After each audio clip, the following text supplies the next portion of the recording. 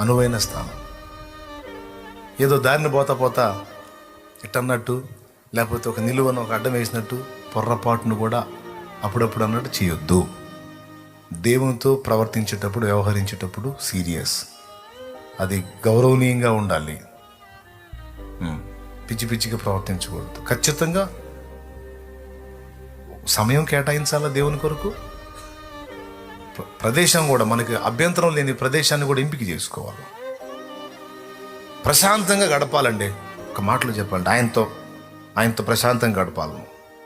మనసు విప్పి మాట్లాడుకోవాలి. తృప్తిగా ఆయనతో గడపాల. తృప్తిగా పరిగెత్తుకుంటూ పోయాను, పరిగెత్తుకుంటూ వచ్చాను అన్నట్టుగా. ఇంకేది ముఖ్యమైనది లేదు ఆయన కంటే. ఉంటే చెప్పు నాకు, నేను ఇక నోరు మూసుకుంటా. ఉందా?